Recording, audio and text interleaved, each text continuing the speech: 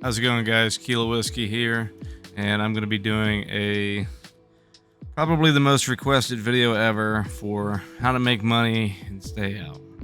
Now, I've been planning on trying to make this video sooner, but there's just so many moving parts to it and so many different things that I just, every time I try to get around to it, it kind of makes my head hurt.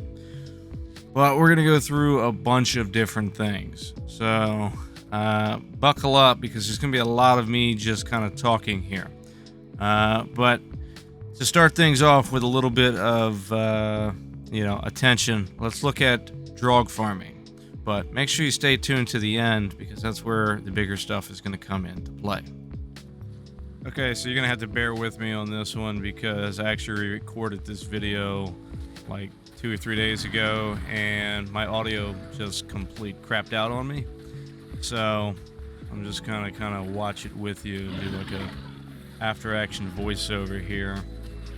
Basically, this is drug farming. So I got one of these big boys chasing me right now. We're gonna go over, find where they're spawn at, aggro the thing. I'm using nerve stem injector to prevent the stun. He has like a couple different ranged attacks where he can get you from a pretty good distance. Now I have max damage on this character, so I'm easily able to keep kind of a distance out in front of him, but he can still, with those range attacks, you can see he's dropping my health down pretty good, and I have to keep smashing med kits on the way out. This would have been a little bit easier if it wasn't for the fact that I was being chased by a couple large boars, but I don't have a respawn point around here since I'm clanless, and I'm borrowing Merc's base to kill this guy here. I'm actually running over to substation. Of course I would run into a black hole. He nearly got me a couple times. I am using psychomotion, and the issue would have been had I died, I could have got back up, but with those boars and then more than likely getting a debuff from dying and rezzing myself with psychomotor, it would have been a little bit more difficult. So if you're going to do this, it's best to do this with some friends. I'm doing it solo to just as an example. It can be done solo. So I'm heading over here into substation. There's actually a building in the back. Any building will work. You just gotta get up high.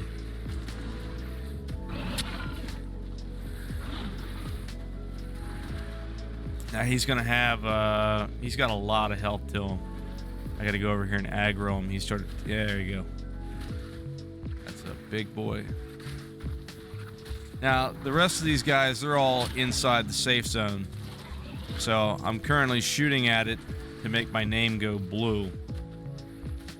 And that's going to keep him aggroed on me inside the safe zone. This is the importance of having bases, and this is why people in clans usually are able to get more money than clanless. Utilizing this base here, you can set up the base mercenaries however you want them, and use them to do the bulk of the work for you. Now for the drog, you can see I'm popping these bubbles on his back. And once all the bubbles are gone, he'll start losing health pretty quickly.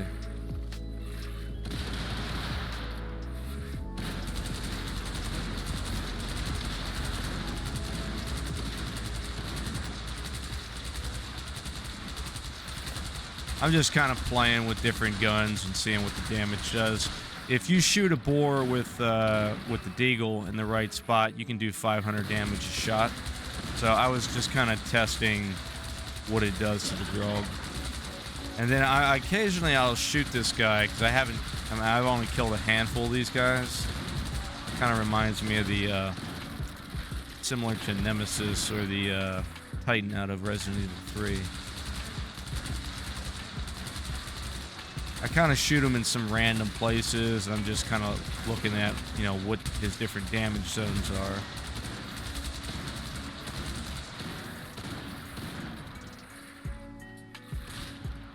Now, if you're just farming these guys for the bubbles or getting claws off of them, it's usually best just to let the mercenaries do all the work. But the reason that this other guy over here is pounding away on him with his shotgun is he's trying to actually get the kill. He's doing a quest where you got to kill a drog, so he's trying to steal the kill away from the base NPCs and see if he gets lucky with it. And you see my name went away from being blue. He was aggroed to me, that's why he tried to run away. So I got to keep my name blue this entire time, keep him kind of pinned in this position. And he should die here shortly. But it looks like just hitting the drog in the head does the most amount of damage, averaging in the 60s. And I think he wasn't able to complete his quest. The base mercenaries got this kill. And down he goes. Pretty shitty drog too, because I didn't get any bubbles off of him. I just got some claws. But I mean, it is what it is. Sometimes you can get lucky if you got to get a quest item off of one of these things. Even though, you know, I aggroed it, you know, I'm sitting here butchering it. If one of these guys has the quest where they need to, they just have to open and look in the body, and sometimes you can get lucky and get the quest item, sometimes you don't. But yeah, that's drog farming right there.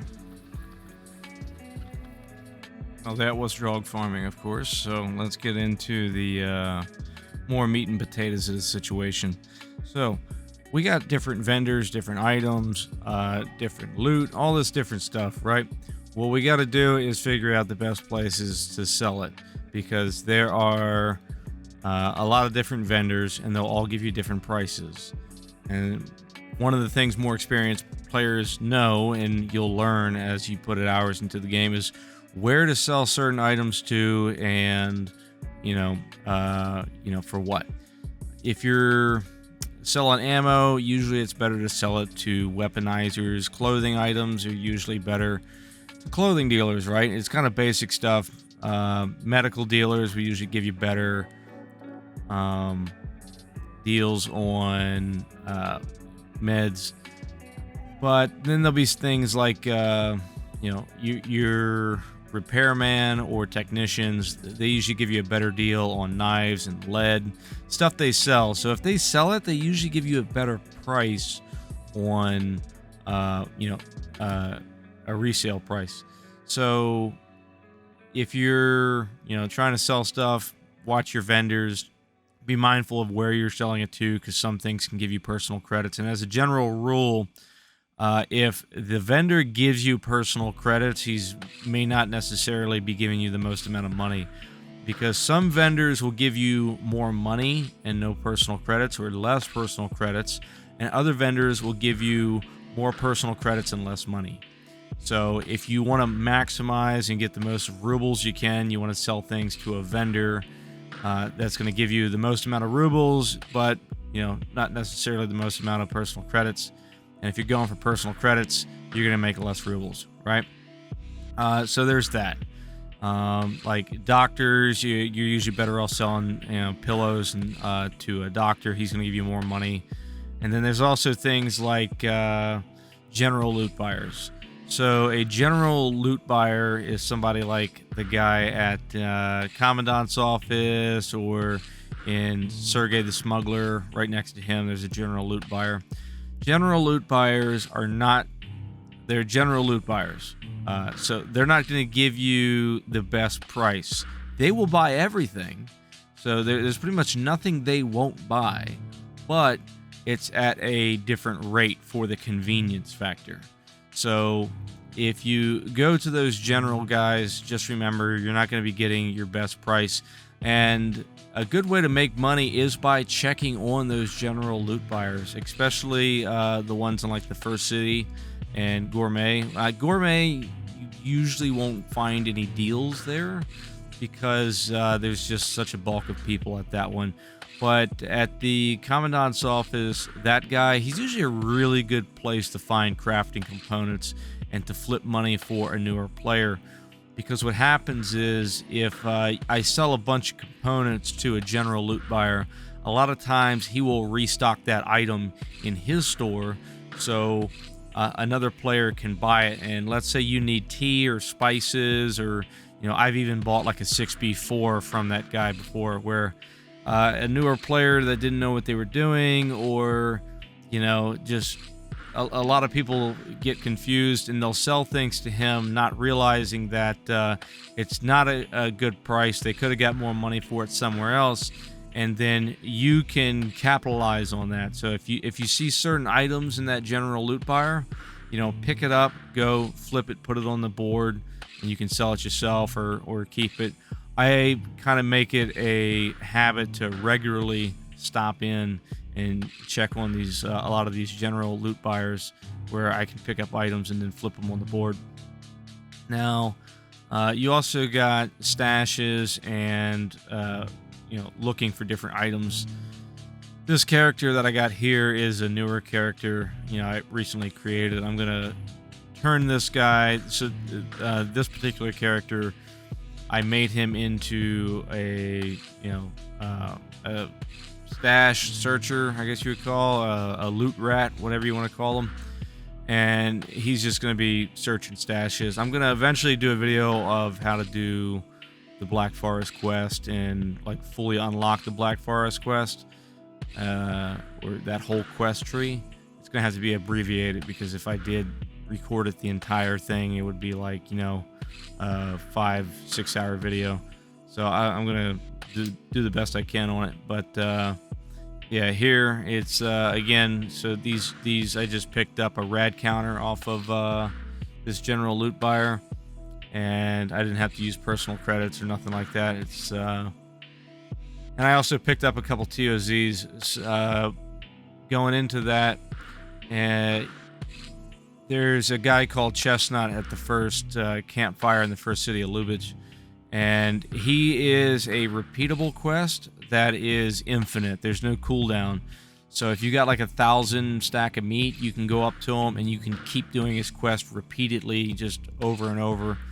And as a lower ranked player, you can make some decent money, because you get personal credits for station people.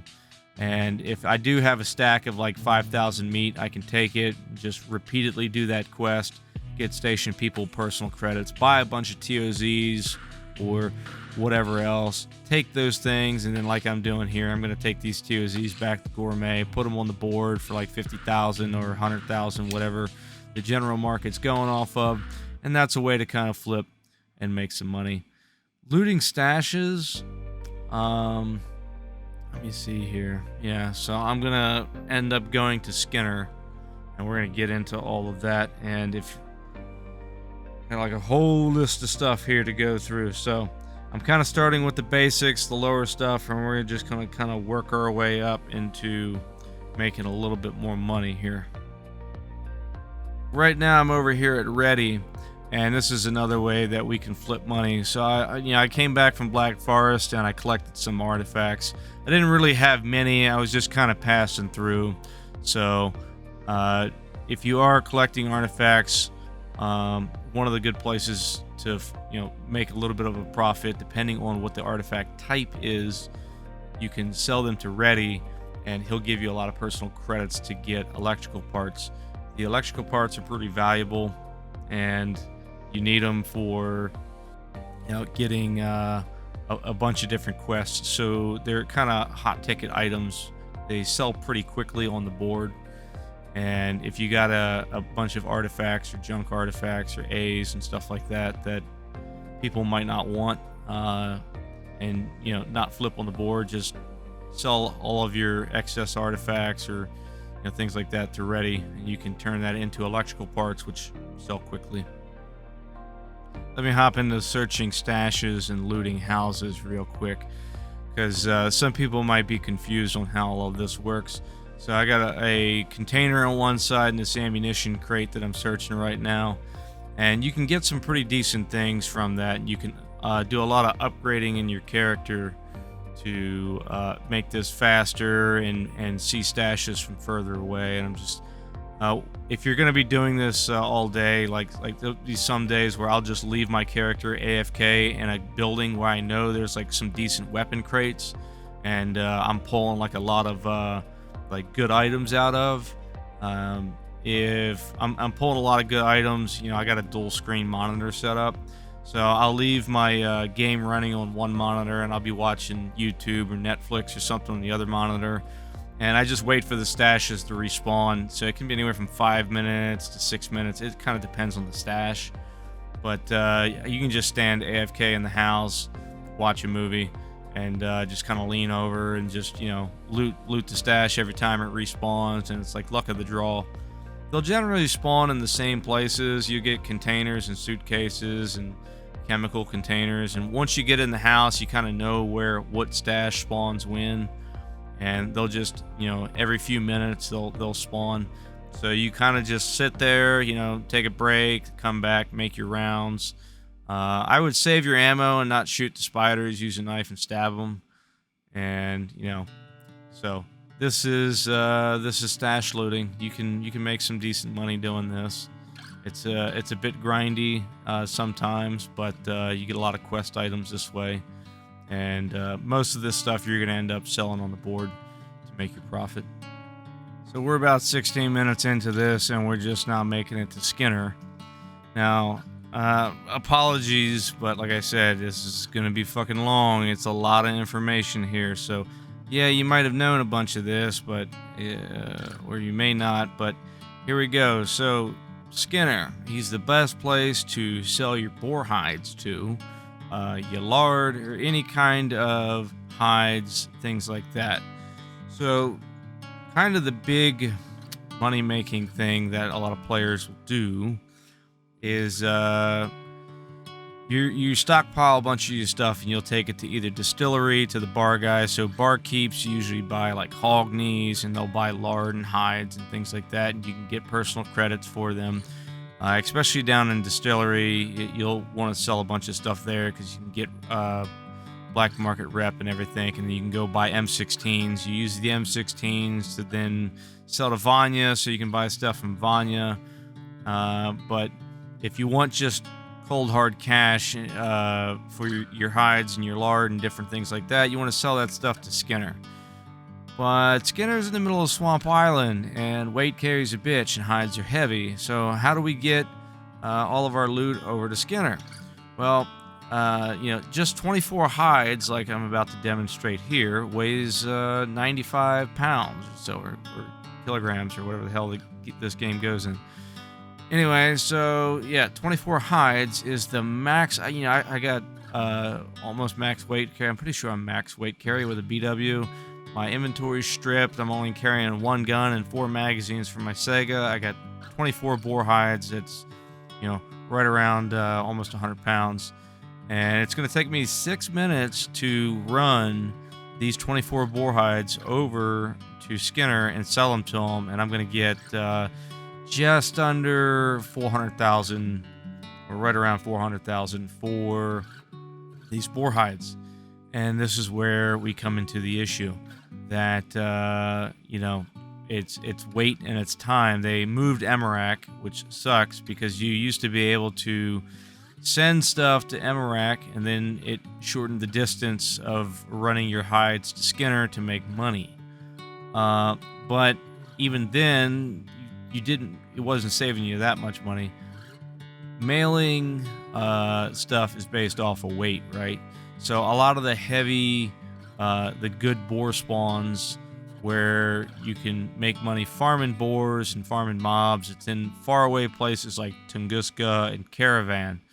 So your big issue is if Skinner, that pays the most amount of money, is in the Swamp Island and Outer Lands, how do I get all of my loot from Tunguska and Caravan all the way back to Skinner? Because mailing it is just going to take you, you know, you're spending millions in postage transporting that stuff. Physically running that stuff back is not really an option just because of the amount of time that it takes.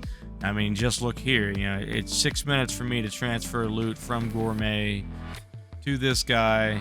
And so in this run, I'm going to end up taking a bunch of organs, a bunch of skins. I'm going to make about 1.5 million in about 35 minutes here of me just basically collecting organs and hides in my warehouse in Gourmet. And then I'm just going to strip my character down, and I'm running this stuff back and forth to Skinner. I'm going to make like 1.5 million rubles. It's going to take me, like I said, around like 40 minutes of 6 minutes to Skinner, 6 minutes back and forth.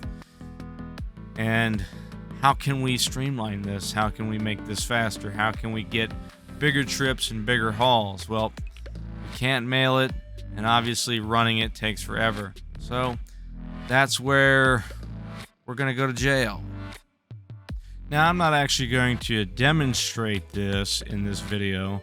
I'm just going to kind of tell you how it kind of works, and you can do it yourself. I'm doing a quest right now to go to prison the normal way, or the legal way, I guess you could say. So what is prison?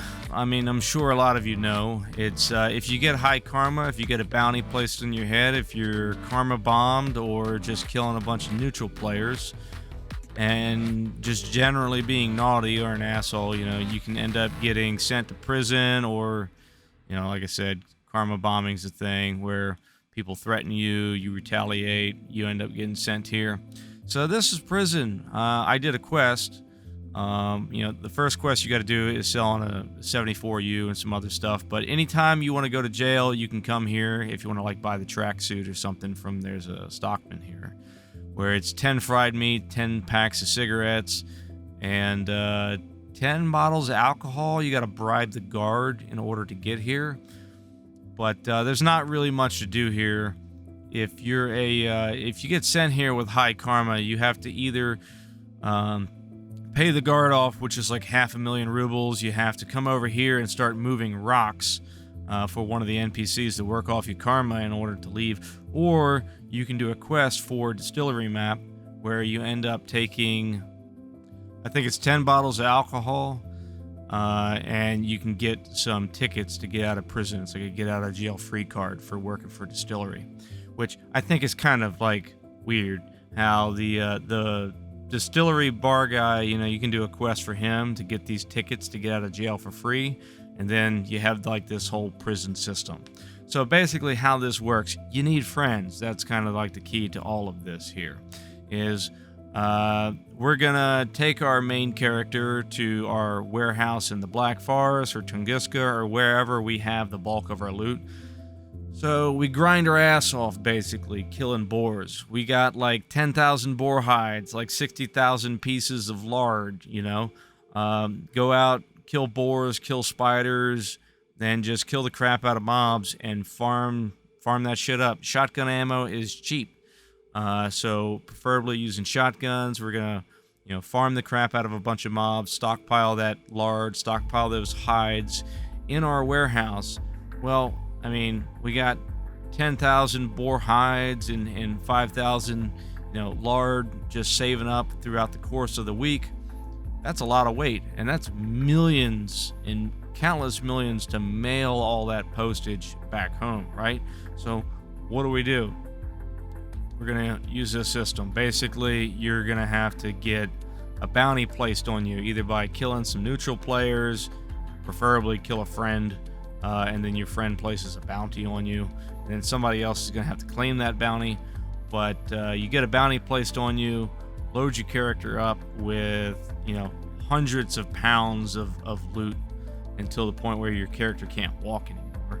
And then you have a friend of yours go on the board, take the bounty, and then kill you, which teleports you straight to jail. So you went from being in Tunguska, in Black Forest, wherever you were at, and now you were forcibly teleported straight to prison, where I'm at now, with hundreds of pounds of loot on you. And now you just have a friend waiting here that did the same thing. They get a bounty put on them. Another friend, claims the bounty, sends them to prison. So they're standing here in this map. You transfer your hundreds of pounds of loot to them by either trading it to them or dropping the shit on the ground and have them pick it up. Once your buddy has your couple 100 pounds of loot, then you log off of your character, or you can bribe the guard to get out, you can pay your tickets, or you can move your rocks, whatever the three ways you want to get your character out of the prison. Your character will teleport back to wherever he came from originally. So your one character is going to end up back in Tunguska, back in Black Forest, or wherever you farm that shit up from. Then you log into your second character. Remember, you can have 3 alts per Steam account. So you log into your other character, who is already at Swamp Island with Skinner. So, and you have your friend over there as well. So you get a bounty placed on you. Your friend claims the bounty. You get teleported to prison. So once you have your character that was at Skinner teleported to prison, he then picks up the shit from your buddy in jail, picks it up off the ground or whatever, however you're going to transfer it. Pick up your shit and then work off your bounty either by trading tickets, moving rocks, or paying the bribe. The best way to really do it is to have the tickets from Distillery, because trying to move rocks and you're overweight to the point you can't walk doesn't really work. And if you're trying to bribe the guard, you have to physically walk to the guard. Again, it doesn't work. So you're best off just having the tickets so you can just bribe the guard and just bam, get out of there.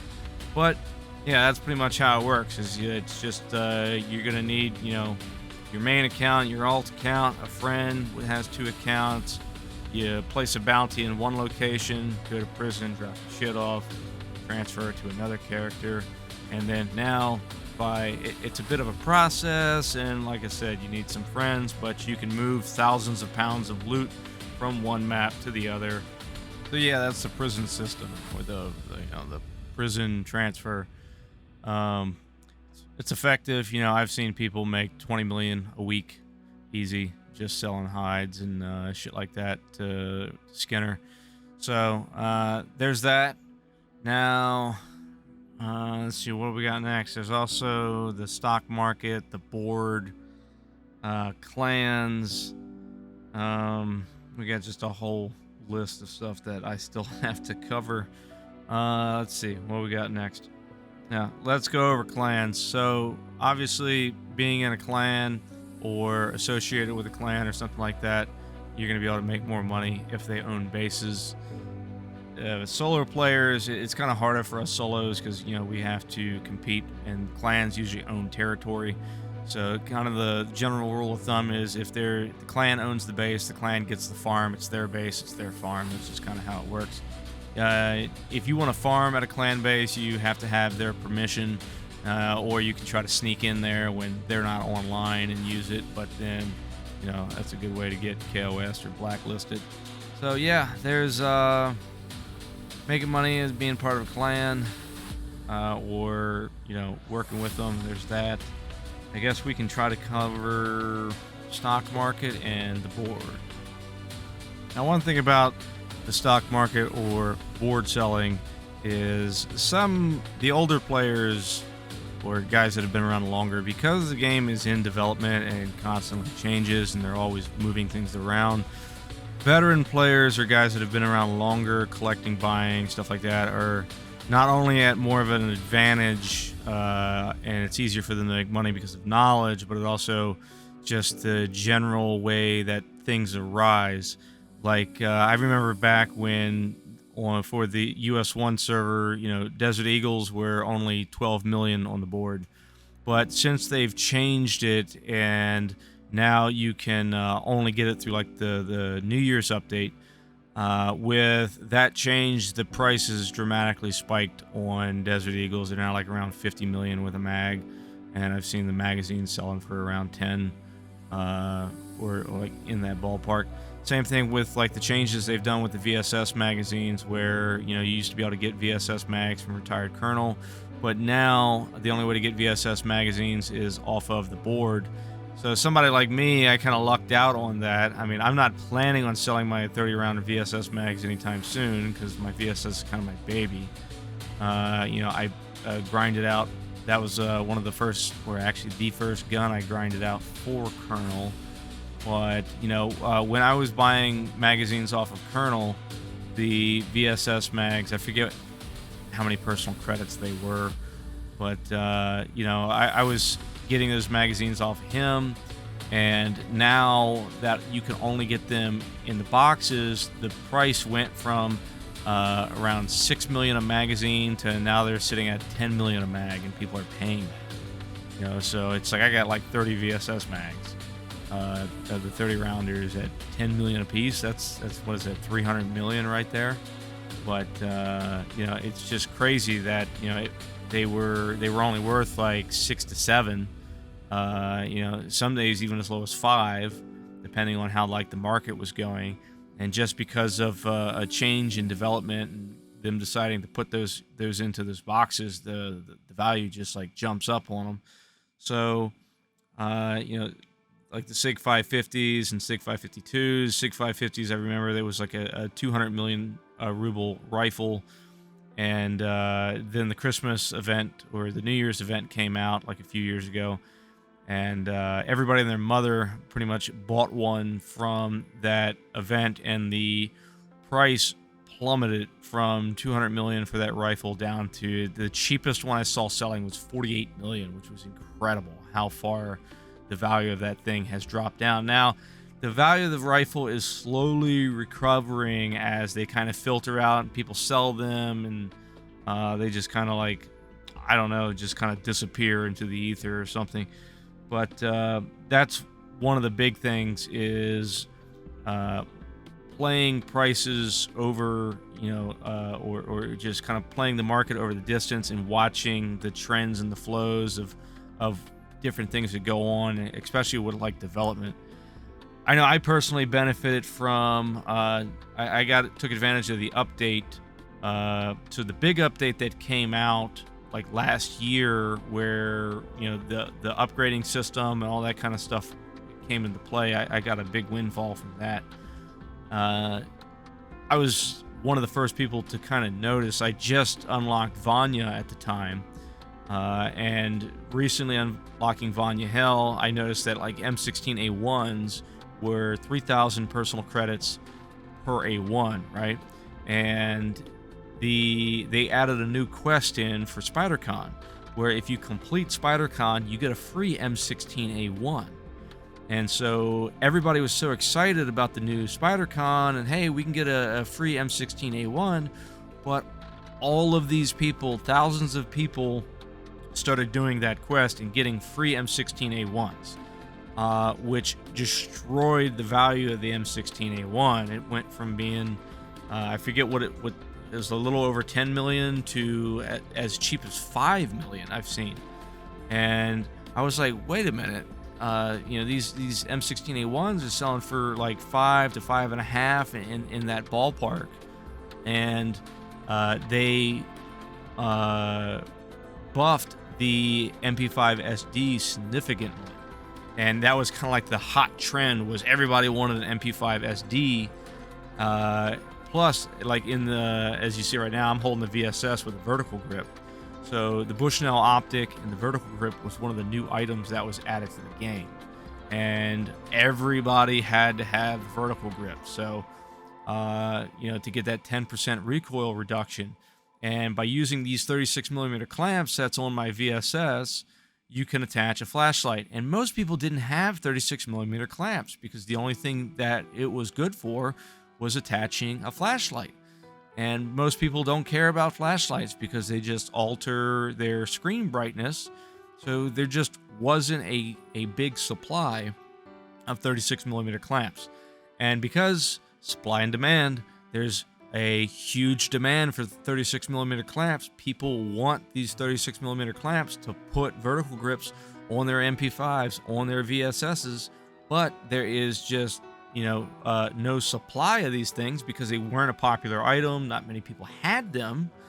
I was able to take advantage of, I started buying shit tons of the cheap M16 A1s for around 5 million rubles. I was then selling those A1s to Vanya, getting the 3,000 personal credits, and a 36 millimeter clamp is only 1,500 personal credits. So I could buy one M16A1 for 5 mil, sell it to Vanya, and then get two 36 millimeter clamps. The normal value of the 36 millimeter clamp was around 3 million, but because of this dramatic rise in demand, they were selling for upwards of 6 to 6.5 million. And so I could buy an M16 for 5, trade it to Vanya, get 2 clamps, sell 1 clamp, make profit, and then the second clamp for 6 million, pure profit. And I don't even remember how many times I did this. So I, just before finally when I sell a gun to Vanya, he's an NPC, so the gun just goes away. It is now out of circulation. I wasn't the only one doing this. A lot of people eventually, I know of a few others that caught on to this, and we were all kind of like fighting over buying M16s to sell to Vanya and stuff like that. And eventually the supply of cheap A1 started to die off, and the supply of clamps and other attachments started to rise, and the market kind of equaled its way out. And so whoever was quick to get in on this and take advantage of that, they made a lot of money. But that's just kind of how it goes. So it's you want to play the market. Try to keep some money in the bank so you can kind of spend things and kind of look at development of, the value of different guns will go up and down as they, nerf or buff some different things. And then that was probably like the biggest thing I've seen, and some of the changes, especially that update where they converted a lot of people's reputation into personal credits. So there was, and they combined a bunch of things together that made like this, that really threw a huge wave in the economy of Stay Out was that update of just converting all this reputation into personal credits. And yeah, so that's kind of like how the board works, and that's where you can make tons of money off of just playing that. So what people will do is like as supply and demand trends on like different items, like right now you can see this guy's Cobra, he's selling it for like 19 mil, because there's no other Cobras on the board, so he can charge that. And it's like, hey, I got the only Cobra for sale right now, so I can bump it up a little bit. But if you got a Cobra, you can undercut them a little bit. And if there's like 15 Cobras on the board, of course, the price is going to go down. So what some people will do is like the K6 visor. That's a good one here recently. The K6 visor, without visor, usually is worth around 10 to 12 mil, but for some reason it started ticking up to like 20 mil, which I don't understand why. Maybe there was just like not a good supply of them coming in, maybe from different people getting them.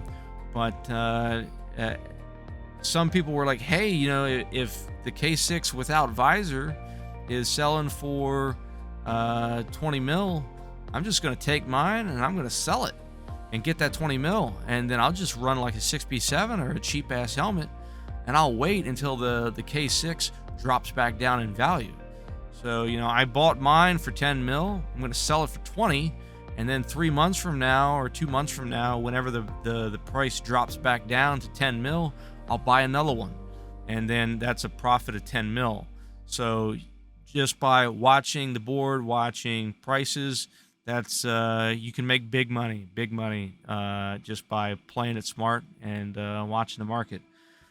But this video has already got insanely long, guys, and I'm sure I'm missing things. I'm in fact, I know I'm missing a bunch of other, things you can do. So if anybody wants to add anything to the comments, if I screwed something up or left something out, go ahead.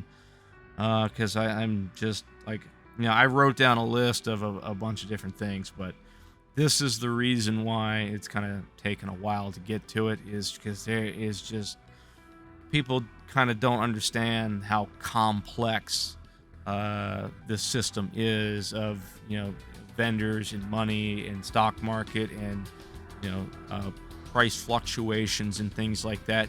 And players that can understand like what to invest in, when to sell, when to buy, where to take things to, they get rich, and they get super rich. And yeah, there are also pay to win people that unbox stuff, and they'll spend thousands of dollars in crates and things like that. But they're kind of like the minority, or I don't think I definitely know there are people like that out there. But if you play it smart, you can be a complete free-to-play player and still make millions. It's really just about knowing the system, working the system, playing smart, and being smart with your money. And players that like to farm boars with RPGs and just if you're not being smart with your money, you're not going to keep your money. Anybody can. Let's say you get 300 million, 400 million, or whatever. Being rich and stay out is not a matter of having lots of money. It's kind of like keeping money, because it's easy to make money and stay out. It's hard to keep money and stay out. Like, I can make a big payday, and I can have several million rubles, but then something happens. I got to repair something, fix something, this, that, and the other, and I'm broke again. Or I got to film a video that, it's a lot of traveling.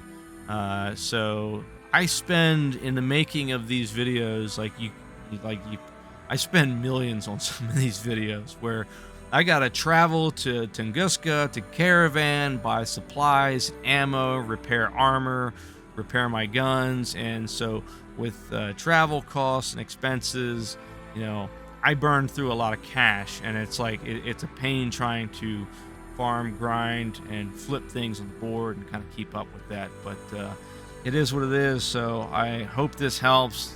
Damn, this thing's kind of dragging on, but if you made it to the end, I appreciate it. You obviously did, desperate for money if you made it this far. But yeah, so I can't think of anything else. If anybody's got anything to add, throw it down in the comments. Thanks for watching. It's been a bit of a pain trying to get all this information together, but hope this helps. And don't ask me how to make any more money and stay out, because this is kind of like everything right here that I can get to. So yeah, thanks for watching. See you guys in the next one.